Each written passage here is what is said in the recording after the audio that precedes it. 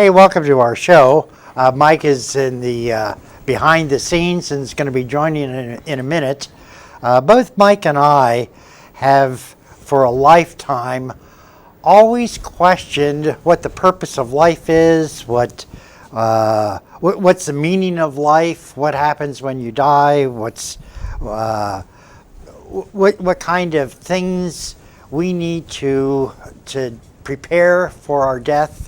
And so we've always had a fascination and a desire to better understand who we are, what we do, the kind of people we should be living in. I think most people do that. You're probably right. Because they see the process in front of them, they go to funerals and or they see senseless things and hard situations and they don't know. They try to make sense of it all. Yeah. And I know that both you, Mike, and myself have talked with many, many people about what they believe in, and they seem to capture an idea or an awareness of who we are and what we do, and that's the purpose of our show. Mm-hmm. A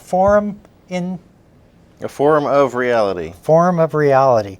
And today we have an excellent guest who's going to share Magenta Pixie. Magenta Pixie has been in the metaphysical realm for 24 years. She has been on the YouTube channels. She has her own specific channels. She's done over 395 different videos. She comes from England, near the coast, and I always wanted to go to England. Oh, yeah. England tends to be one of those traditional places where individuals are allowed to explore. And so it's our great pleasure to welcome Magenta Pixie. Magenta, welcome. Thank you very much. Thank you for having me. You have been involved in, I'm going to use the word metaphysics. You've been involved in understanding reality for many, many years, and perhaps you can tell the listening audience a little bit about yourself. Okay, well, I think I'm very much like you guys, asking those same questions from a very young age. Why are we here? What's the meaning of life? As a child, very young child, I was asking myself these questions, asking my parents these questions, and they didn't have the answers for me. So I think I'm on a journey like everyone else, and whilst, yes, I have been involved in metaphysics, I guess, for a long time, I still see myself as a beginner, really. There's still so much I don't know, so much to discover. But when I was around 11 years old, my father was a hypnotist at the time, a hypnotherapist. He started off being a stage hypnotist. He was an opera singer. And so he took me into hypnosis to help me learn to swim. And at that time, I was the only... I couldn't swim. I was 11, and I still couldn't swim. At school, I was having real problems swimming. I still wore armbands, water wings, I think you call them. So he took me into hypnosis to help me. He'd been a stage hypnotist with all his fellow actors and actresses within the company. At that time, he had never come across anyone who in hypnosis would talk back to him. I know now that happens a great deal, and there's Dolores Cannon who's been doing this work for a long time. But at that time, for my father, he had never had anyone go into hypnosis and talk back to him. So he was fascinated. So after helping me to learn to swim, which did work, he would often take me into hypnosis and work with me. And what actually happened was there was a separation within myself between my physical self and this other part of me. I actually felt the separation. It was like part of me was falling away and another part was stepping forward. My father told me that this was my subconscious mind. So at the age of 11, because I saw it as an entity with a personality, so I gave this entity a name, Subby. subconscious mind, subby. I called this entity subby. So at the age of 11 through till maybe 12, 13, so a year to 2 years, my father was regularly at intervals moving into hypnosis with me and communicating with subby. But by the time I got to about 13, I was not interested in that anymore. I wanted to be like my friends, and I was doing all sorts, and I was at school, and I kind of dropped out of this hypnosis connection. So for those 2 years, there was channeling going on, and subby would tell my father what was happening with me, why I wasn't learning to swim, and all sorts of emotions about me that I didn't know, and other things. And none of it was recorded, so I have no evidence whatsoever other than my own memory. So that was the first time I worked this way. And then, fast forward, I guess I would be around, it was 1993, so I would be, I can't remember, I'm not very good at maths, so I don't know, late 20s, early 30s, something like that. Right. And I'd been through quite a difficult time in my life, long story, no need to go into that, but I was recovering from a sort of, it's actually something many spiritual people go through when they're on a journey, and that's very much where they lose everything. Their home, their relationship, money, everything seems to sort of crash, and they start again. And that's where I was. And it was at that time, as I was rebuilding my life, at that point you kind of turn to an outside source, if you like. It's very much like, if there's anyone out there, help me, please. What's happened to me? I need some guidance. And the minute you start making that plea, obviously that guidance, it comes in. What you're asking for comes to you. So at that time, after making that plea, is there anything out there? Please help me. I instantly was going through very rapid synchronicity occurring again and again. And I was led to people and books and events. And in that time, I was led to the phenomenon known as channeling. The first phenomenon was mediumship. I saw a medium work, communicating with spirit entities that had passed over. I found it absolutely fascinating. While I was sat in the audience watching this medium, I just had a very strong feeling that one day I was going to do that, but it would be different. And my brother was with me, and I turned to him and I said, I'm going to do that one day, but I won't be the same as him. I won't be a medium speaking to spirit that have passed over. I'm going to be a medium for other mediums. And my brother said, well, what do you mean? And I said, I've no idea. Why would a medium need another medium when they're a medium themselves? So I didn't understand any of this. Then, a little bit fast forward into the future, I discovered the phenomenon known as channeling, and I found a book called Channeling. It actually fell out of the bookcase in front of me while I was actually looking for something else, and I bent down and picked it up. So I started reading this book, and this book was a series of meditations to take you into a situation where you meet your spirit guide. So this is what I did. I followed these meditations, and I was doing this for months and having all sorts of experiences. In the book it actually said you may meet a false guide. So I went through a period where I was meeting lots of false guides, but finally I met this energy, which I now know was the same energy that I was speaking to back when I was 11, subby, but presented in a very different way. I was with a light being that I was in awe of. And so it's grown from there, really, and everything that I've learnt on a metaphysical level has come from my communication with this entity that I now know is a collective group, a collective consciousness. I found what you said very interesting. It really comes down to attitudes, doesn't it? Attitudes seems to be the blood that circulates through our society. Yeah. If we are a positive individual, you bring the energy that you put out. Yeah, and would you agree? Absolutely, yes. That's exactly how it works. And you were talking about going through a period of time where you had to bring yourself out of A dark period. a dark period, and it had to do with Exactly. the attitude. It had to do with completely surrendering and, giving your life up, if you like, to whatever's out there, a higher power, whether you have a belief or not. It had to do with needing to reevaluate everything, and it pushes you into a situation where you become very humble and you surrender to your own life, to your own self. So it does have to do with attitude, because if you are perhaps arrogant, or in a situation where you have lots of pride, or you are just very busy and moving fast through your life, rushing without stopping to think about things, you can get tied up in a bit of a negative spiral and create more of the same. You put out what you are.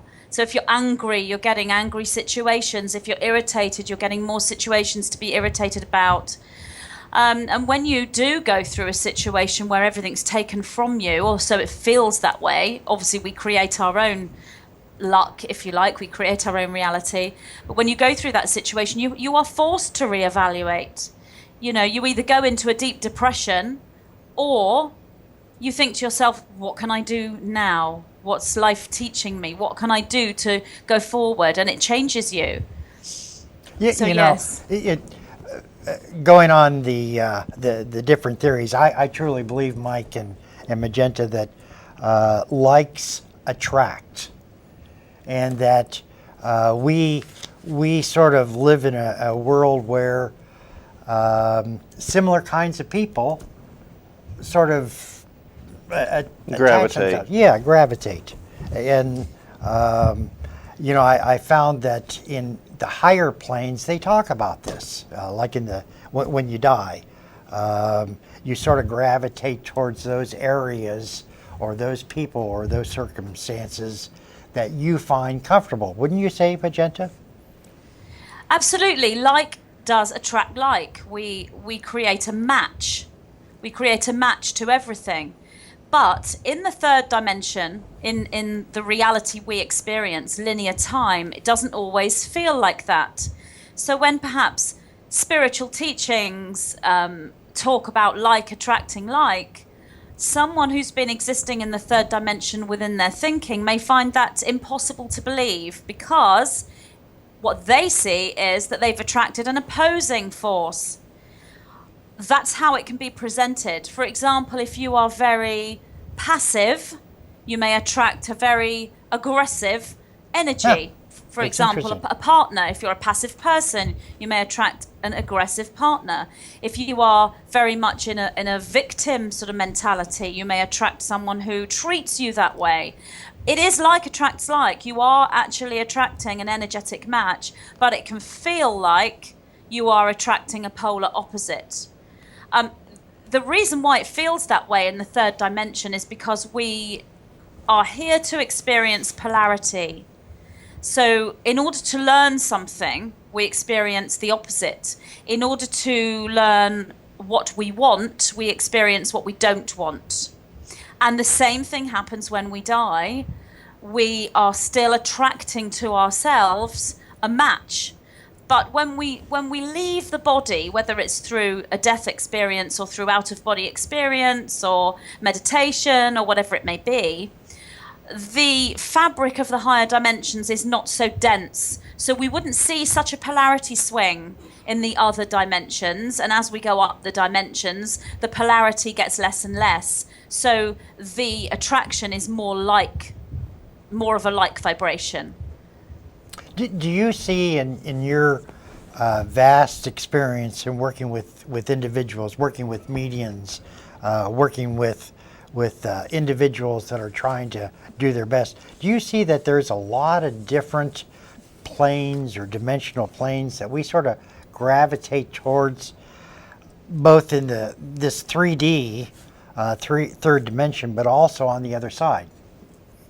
Yes, absolutely. There are so many models to explain the dimensions. There are so many different models out there to explain the dimensions. So what one person might receive from their collective that they're communicating with might come across as different to what someone else may receive. So in my communication with the collective consciousness that I speak to, who presented to me as 9 winged beings, 9 angels, so I affectionately call them the 9. What they presented to me regarding dimensions was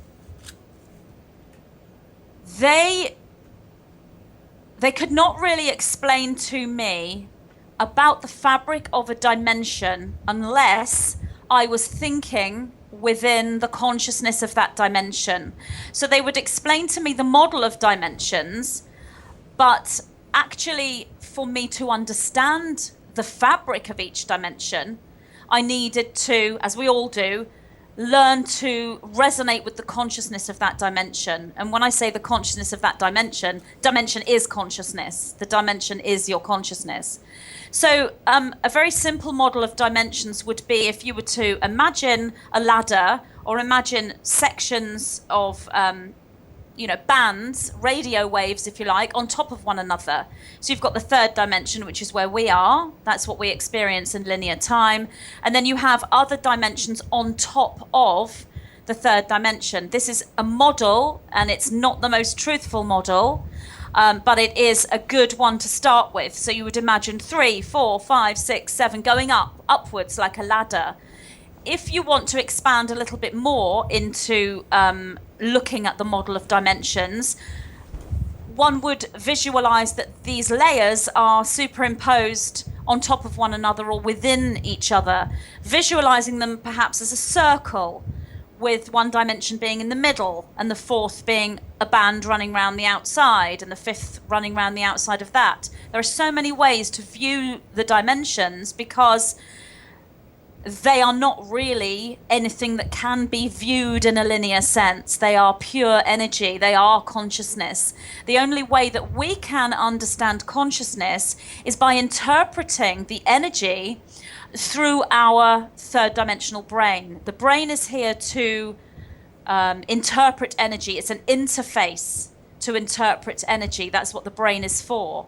And that's why you have so many different spiritual teachers and channels saying different things, because their interface is interpreting the energy in the way that's right for them. So when the 9 first spoke to me about dimensions, I understood what they were saying about the third dimension because that's where I lived, the fourth dimension because I had out of body traveled on many occasions for several years, and with my experiences in hypnosis.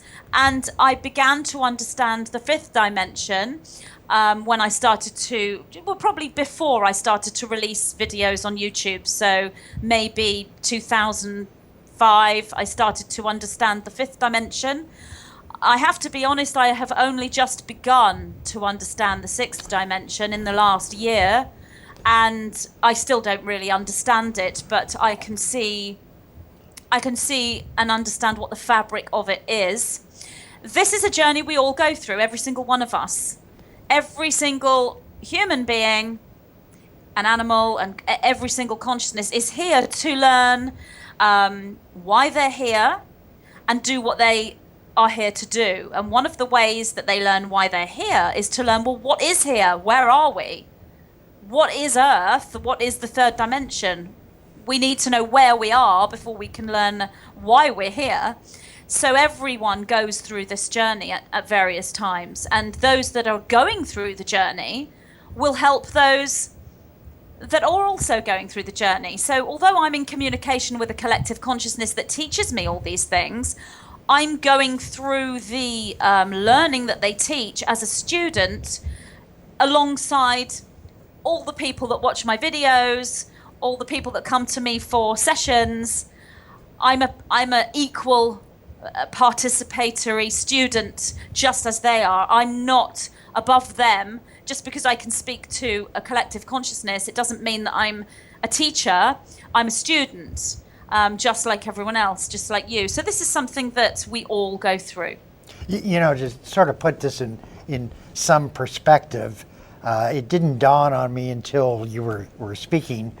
I live in an area that is filled with wealth. By wealth, I mean I don't have to worry about food. I don't have to worry about gas money. I have some of the typical toys. The basics are fulfilled. Yeah, the basics are fulfilled. But there are many people in this world that live in poverty, that know death, live in war-torn areas, who don't know that they can go to a refrigerator and grab a lot of food. And that would be like a different dimension. You know, I can read about it and I can understand it, but if I have not lived in that environment, it's sort of foreign to me.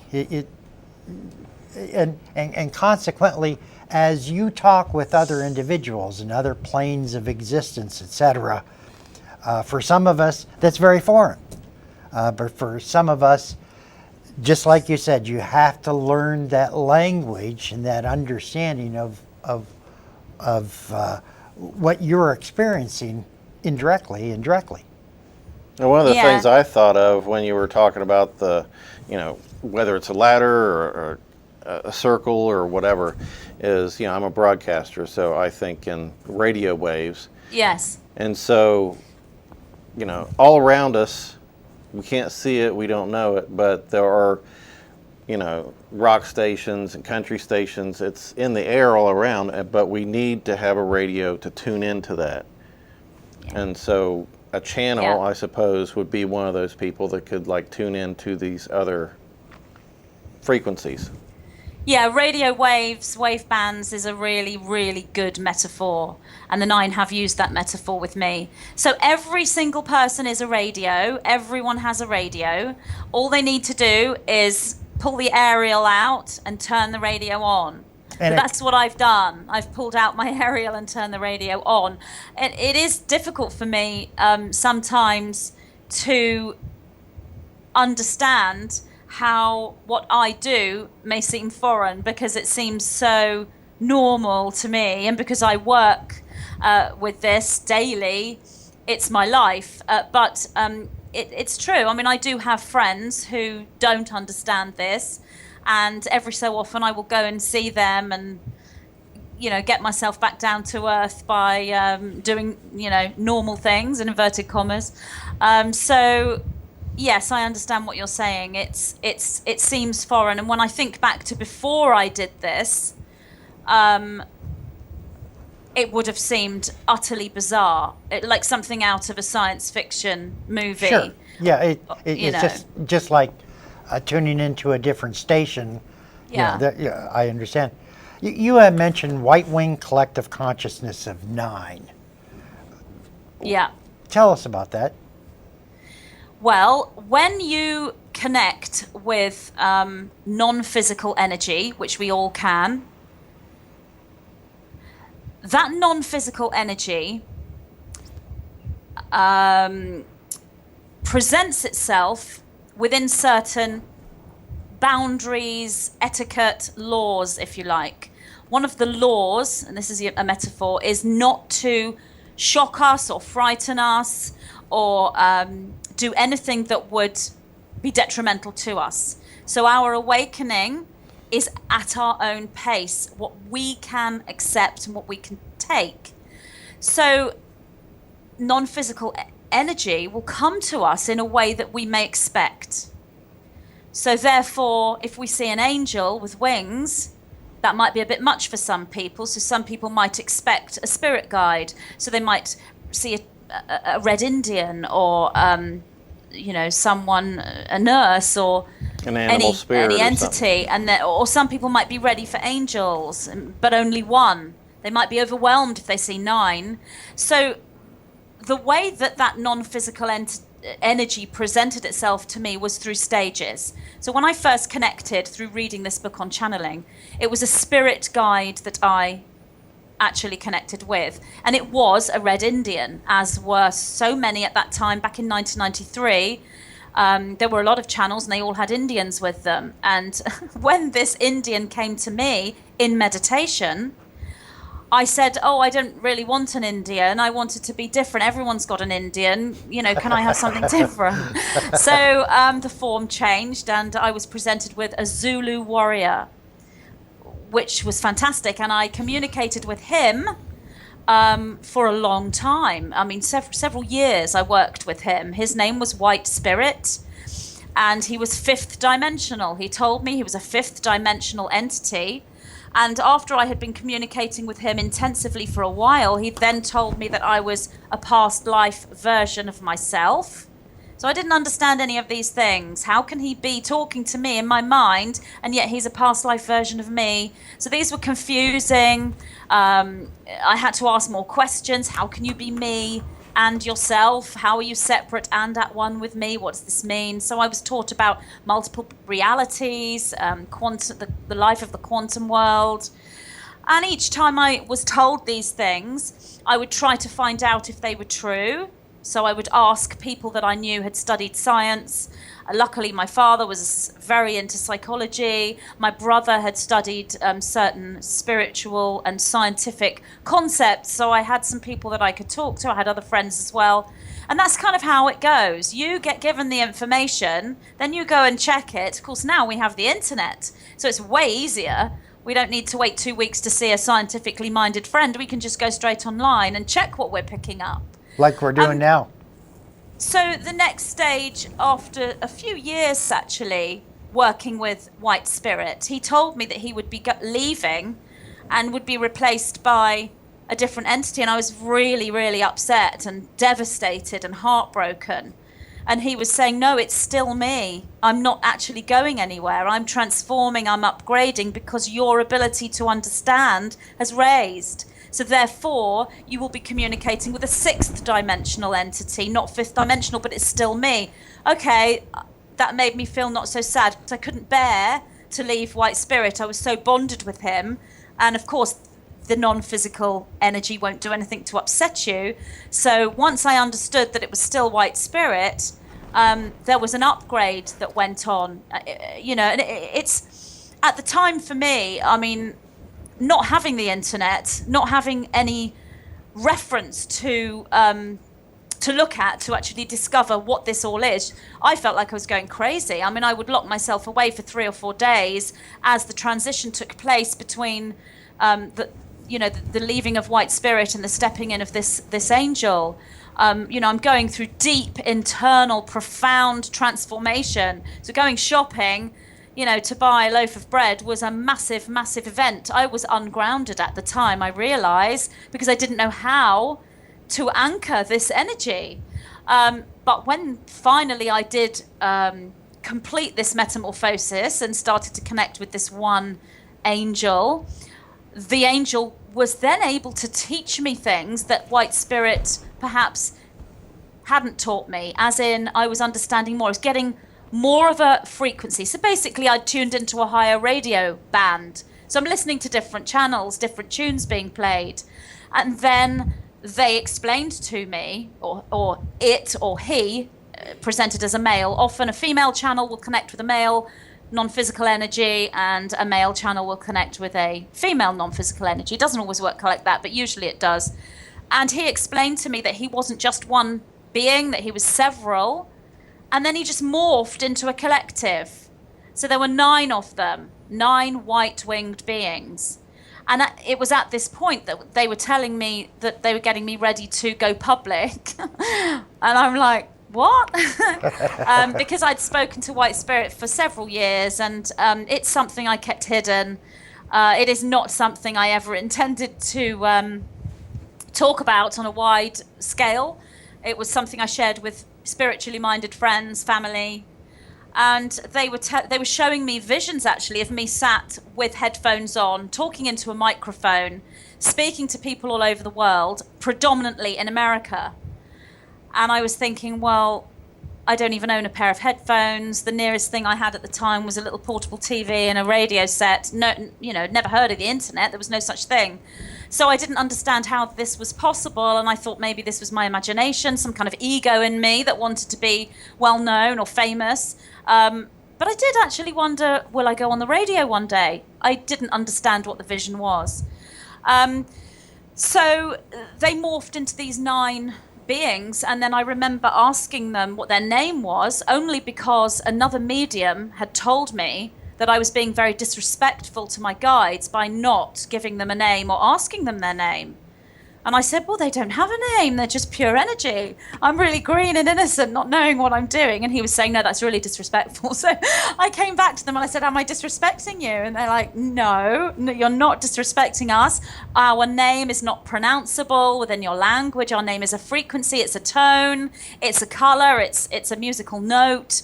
And they tried to sort of show me, because I could hear them, and I would hear some kind of weird noise and language. And I said, well, isn't there anything I can call you in English terms? And basically they said, you can call me what you like. And what was so strange for me at the time was all the stuff I was reading about channeling and mediumship was not what was happening with me. I was getting different stuff. So I'm thinking, am I crazy? I'm even crazy when it comes to channels and mediums, because it's not happening like that. I remember going up to a medium who'd been working 30 years in the circuit within the spiritualist movement and saying to him, went to talk to him after he'd done his demonstration, and I said, I'm getting all sorts going on, and I'm seeing wavy lines, I'm seeing metal rods that are superimposing into one another, I'm seeing these electrical nodes and this spiral all connecting with electricity. And he said, oh, you want to stay away from all that, dear. There's a lot of that about. Stay well away from it. And I remember coming away thinking, well, how can I stay well away from what's in my head? So I would then speak to the 9, and they would then tell me this information that I wasn't getting anywhere else. And, many years before I could really corroborate it. And even now I'm getting information in that I've never heard of and I've not studied. And I will bring through a transmission for a video, and then I will research something I don't understand. And usually I find something that might be similar to what I'm saying, but I always get the information in first. So when they asked about names, I just said, well, you've got white wings, because I didn't want to believe they were angels. I just thought, I can't possibly speak to angels. That's way too high. It's too esoteric. It's like not me. These are just normal beings. They're not angels. I couldn't take myself to that place where I would be communicating with angels. I thought that was too egotistical, too grand. So I called them white-winged beings. They were a collective consciousness, and when I counted them, there were 9 of them. So I said, how about if I call you the white-winged collective consciousness of 9? And they said, yeah, that's cool. Little did I know, I think I've got the longest name for any guide out there. But yeah, that's how it happened, the naming. Could we discuss, you've touched on different dimensions, the 3rd, 4th, 5th, and 6th. Could we just briefly go over what are the parameters, or describe what those dimensions are? Okay. It's such a difficult one to get your head round that I have taken notes in case you ask me this question. There are many models of dimensions, the 9 tell me. So there is a 7th dimensional model, there is a 9th dimensional model, there is an 11th dimensional model, a 12th dimensional model, and a 13th dimensional model. This is what they tell me. All of them are correct because dimensions are the fabric of consciousness and time. So time can be viewed from many different angles depending on your vantage point. So you will see a different model of time. And there are many cycles, and these cycles sit inside one another. So you may have a 7th dimensional model inside a 9th dimensional model, inside a 12th dimensional model as little concentric circles. That is another form of reality. So one could see it in the nine speak to me about the ninth dimensional model, and I think the reason why they choose the ninth dimensional model for me to communicate with is because there are nine of them, and each one of them link with a dimension, if you like, because this is consciousness, and the nine are my consciousness. Well, they're everyone's consciousness. It's just that I am communicating with them. We all connect to the same consciousness. So the ninth dimensional model would be something like this. The first dimension being a physical dimension. So that would link with linear time and the earth. So that would link with the third dimension. These link with our etheric bodies, if you like. So the first dimension would be a concept, quite a limited concept of reality, maybe like rocks might think. If you imagine a rock having consciousness, or a tree, how would they see life, or perhaps a small life form? And then the second dimension would be more to do with perhaps animals. It's just a metaphor.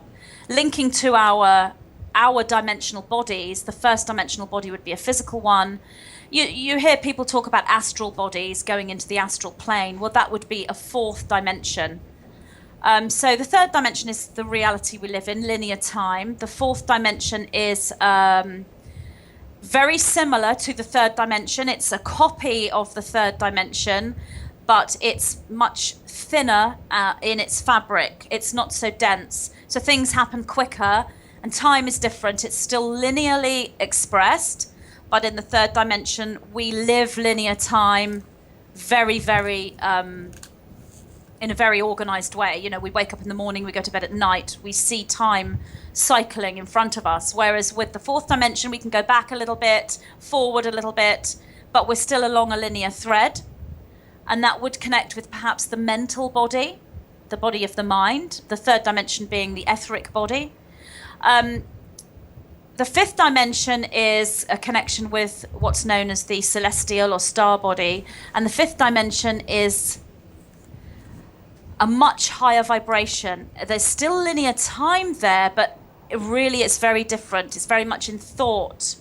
It is a place of, we still have polarity there. So there's polarity in the third dimension, there's polarity in the fourth dimension, but it's not as strong. And in the fifth dimension, polarity, there is not a negative polarity anymore. Although you can go to a negative fifth dimension as well. That's sort of looking at a different model. So the fifth dimension would be polarized between, say, love and light, whereas the third dimension is polarized between good and evil, or light and dark, if you like. The nine tell me service to others and service to self is the correct polarization. That's the most aligned way to describe it. The fifth dimension is a place of imagination, a place of beauty. It's a place of very fast manifestation, a place of growth. So the consciousness you would hold if you are a fifth dimensionally thinking person is someone who is aware that everyone is part of you, because there's a unified way of thinking there. You would be very much operating within love and kindness and compassion and gratitude, and you will be dealing with other emotions. But you don't live in one dimension, you move between them. The sixth dimension is more about, in the fifth dimension, when you communicate with energy, you will see archetypes. So in the fourth dimension, it's spirit beings that have lived once on this plane and have passed over. In the fifth dimension, it's archetypes such as ascended masters, angels, beautiful robed priests, unicorns, or whatever it may be. In the sixth dimension, you lose the archetypal presentation. The fabric is geometrical. So you're looking at geometry. So anyone who wakes up spiritually will get to the point where they start to see geometry. Often they will see geometry way before they understand what it means. And I have so many people now who are touching the sixth dimension and are coming to me and saying, I'm seeing geometric symbols, I'm seeing triangles and dodecahedrons, and they have light on them. What are these? And this is the awakening to the sixth dimension, because the interface, the human brain, has to process it. Is that a language? These shapes and geometry? Yes. yes, the nine call this the language of light. And what this is it's the fabric of reality that creates into forms. It's the place of creation. So if you were to think of something, say you were to think, oh, I'm single, I'd like to get into a relationship. That thought is projected out throughout the dimensions because thought creates reality. If you have a thought that doesn't hold much substance, it may sort of dissipate. If you have a thought that holds a lot of substance, and that's to do with how much attention you give it.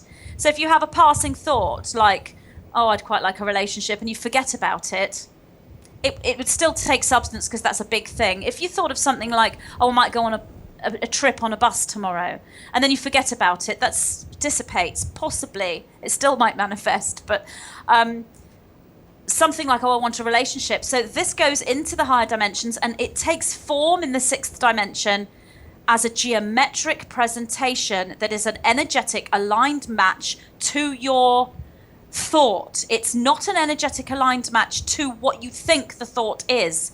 So if you think, I'd like a relationship, but you're annoyed because you haven't got a relationship, the geometric presentation that takes form is in a match to being annoyed because you don't have a relationship. So that then manifests down the dimensions. So in the third dimension, you will get more annoyance because you can't manifest a relationship.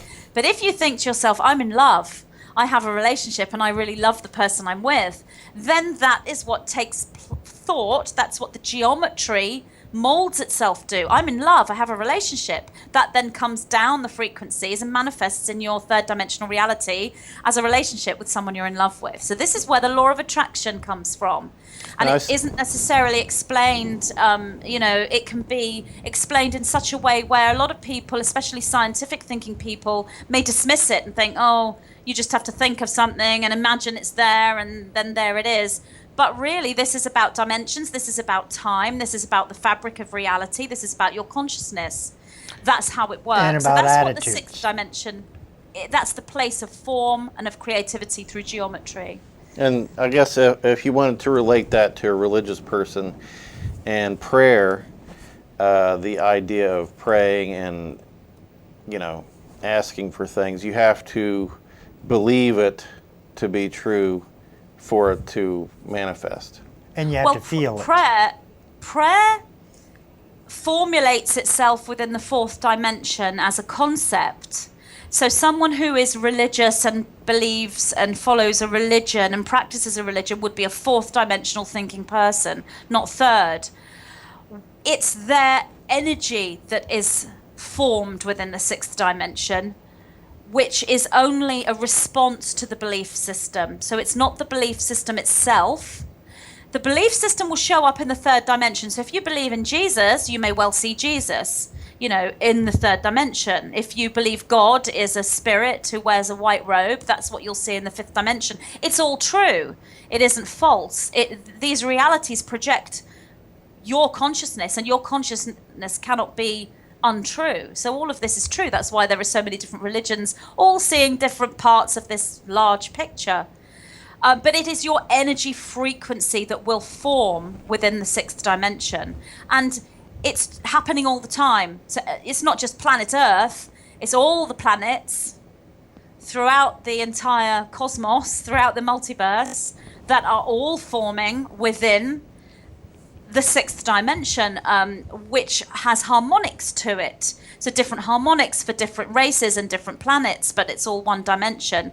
So that's the dimension. The sixth dimension is the dimension of geometry. And I can go further. I personally am not as familiar with the higher. I haven't lived the other dimensions consciously. I am only starting to touch the sixth. So I can tell you what the nine tell me the dimensions are in the best possible way.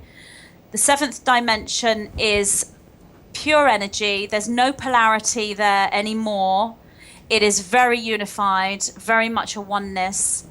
And this is where energy without form at all comes from. So one would see sound, color, light, and frequency that is linked to what we see as emotion, but a much higher frequency. So if you imagine every emotion, it would be a much higher energy than the emotion we feel. The seventh dimension is where healers will access healing. Also, individuals who want to find out this information, they may go to a place in their mind where there is the quantum reality. So you're not just seeing a linear progression. Even in the sixth dimension, it's somewhat linear because you are seeing forms of geometry. You still see form. There's no form in the seventh dimension. Therefore, you are looking at parallel realities. This is where you will find string theory, quantum universe. And this is where, if you are someone who wants to discover the truth of your reality, activate DNA, study the Akashic records. The seventh dimension is where you will go and you'll draw that down through the dimensions. The eighth dimension is very difficult to describe. Pure love, really. And everything you create comes down through all these dimensions. The ninth dimension would be a celestial dimension. That anything beyond the fourth dimension is a celestial dimension. So, heaven realms. These are the heaven realms. The ninth dimension from the ninth dimensional model would be source itself. So when you go there, when you go to the ninth dimension, you are looking at memory in a very different way. Your memory won't be memory anymore when you think within a ninth dimensional way of thinking. Memory is something we all have here in the third dimension and in the fourth and in the fifth and in the sixth. But from seventh, eighth and ninth, memory changes. And in the ninth dimension, memory is I am this rather than I was this. So perhaps in a fifth dimensional, sixth dimensional way, you may remember that you were source. You remember that you are God. You remember you are a spiritual being. But when you're in the ninth dimension, you are this. And when you take the view of source, there's just one thought that's being projected out from the ninth dimension into multiple realities, cycles and cycles and cycles, every different permeation of time and consciousness you can imagine. Because there's no form in the ninth dimension, it's very much a 0-point field. And in the ninth dimension, there's one thought, and that thought is, what am I? Or really the thought is, I am, or am I? Therefore, that thought is constantly finding out if it is. So this is consciousness exploring itself. Consciousness wants to know if it's conscious. That's the ninth dimension's intelligence, if you like. And so it projects itself down the dimensions to us in the third dimension, and we are acting out in our reality every single thing we do. We are assisting the ninth dimension with its journey of am I conscious? That's only one model of dimensions. As I said, there's an 11th dimensional model, a 12th dimensional model. What the nine say to me is some people can conceptualize of the 11th dimensional model and the 12th dimensional model. It hasn't been discovered yet on this planet. I think that scientists, as far as I know, see in 10 dimensions. Some have seen 11. I don't know if the 12th dimensional model has even been looked at because it can't really be viewed. The 13th dimensional model is the most truest model of reality, but that can't be viewed. When I say viewed, when we as a species see something or think of something, just one thought, if you imagine a pink elephant, you've seen that pink elephant. What I mean by a 13th dimensional model is we can't view it, we can't think of it, we can't conceptualize of it at all. But we don't have the radio that picks up that frequency. It's a frequency we can't get because our radio doesn't have the technology, but we will. We are moving towards this. And what we're actually doing is creating a new dimension. And that's why there is this huge consciousness shift on this planet right now, because a new dimension's being formed.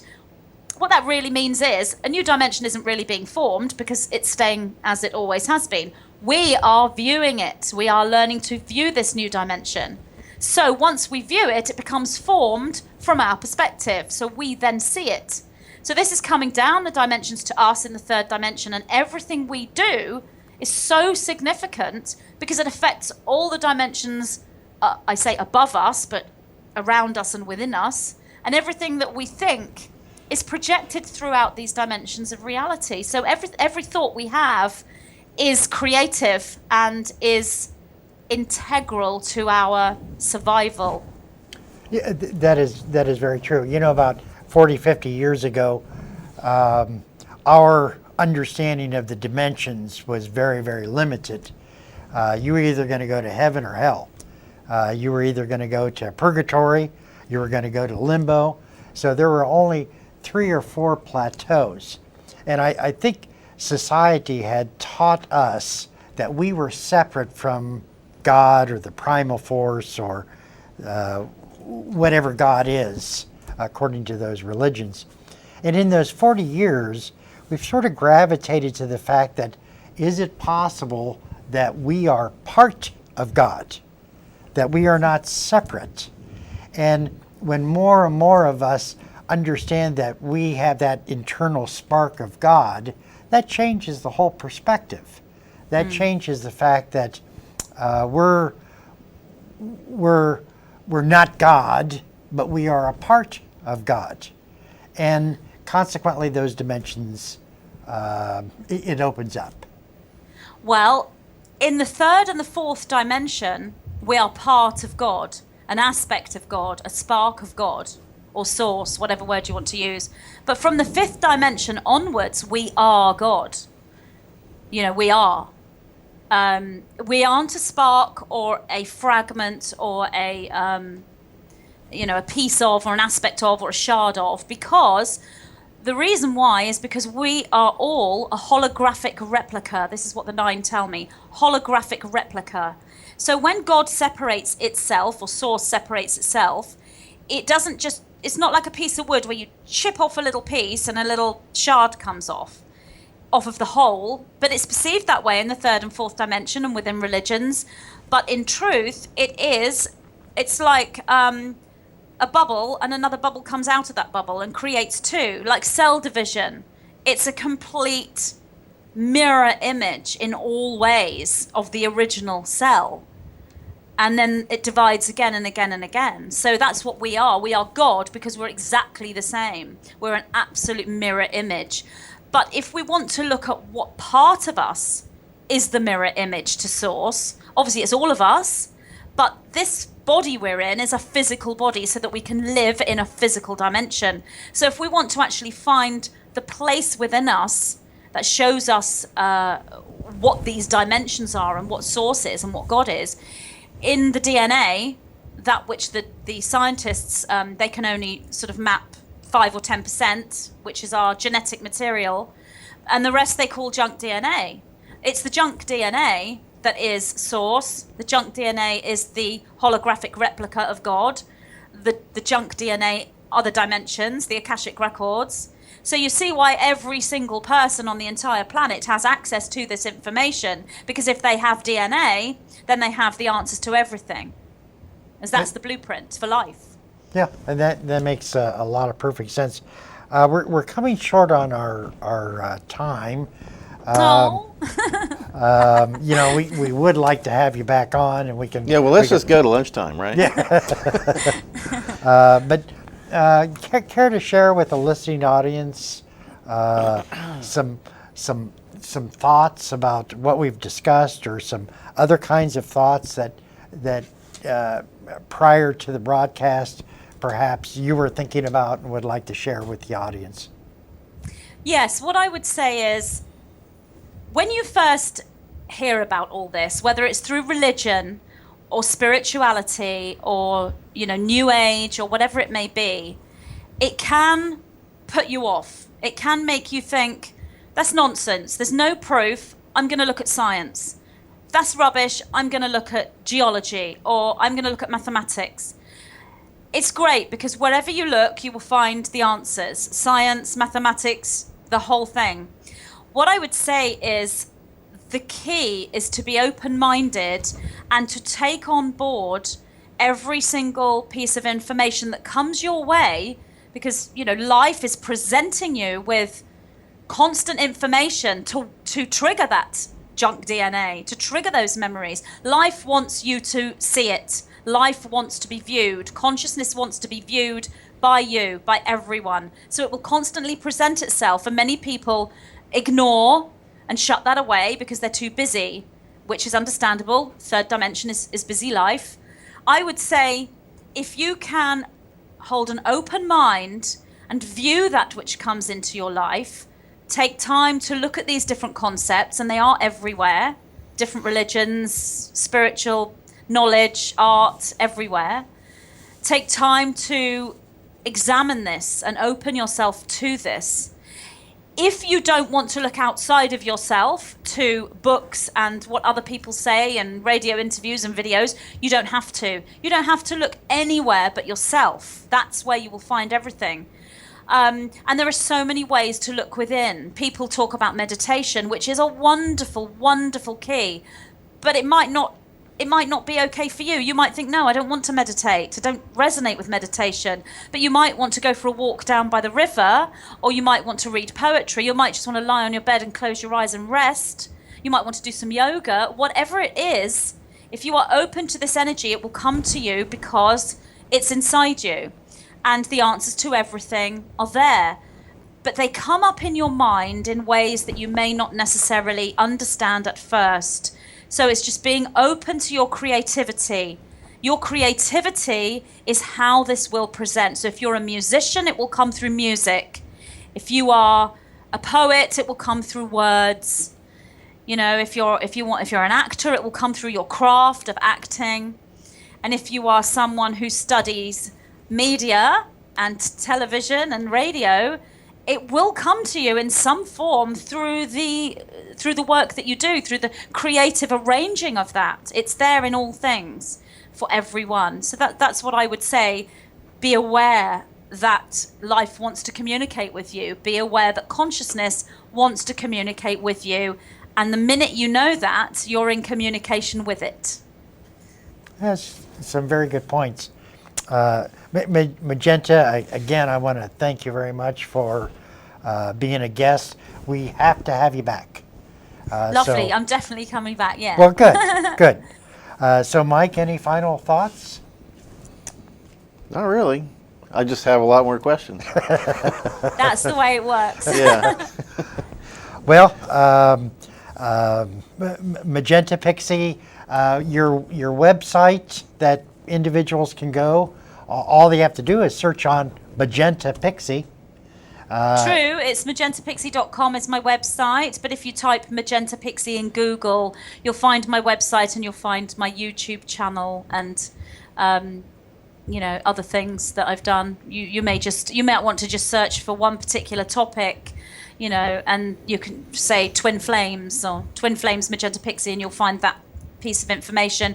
On my website there is an archive of all the videos that I have released, or rather that the 9 have given to me energetically, and I have brought that information forward. So that's all on YouTube. I know that in the last 3 weeks, you've had around 6 videos that have come out, 5, 6, somewhere around there. Yeah, it's come through really dramatically. It happened in 2008. When I first started to release my information, it came through very, very quickly. Couldn't get the information out quick enough. And we recently went through the Lionsgate Stargate, which was 26th of July to around the 12th of August, which is when there's a certain astrological alignment where I think Sirius lines up with Leo. Anyway, I'm not sure astrology of it. But I know about the energy of it. It was a very high energy recently through the Lion's Gate, and I had lots of downloads that appear to still be coming. And I'm writing my first book as well. Excellent. So that should be out soon. I'm expecting it to be an ebook. So I've got lots of information and downloads coming into that, and new stuff coming through that I don't understand. I have to reread but you're open my to own. it. Yeah, that's the way it works, and that's something else I would say to people. Often you don't understand what you pick up in your mind, and you have to wait to process it. It comes through in a more advanced way that's how you expand, is by what comes in creates the expansion within the third dimension. So yeah.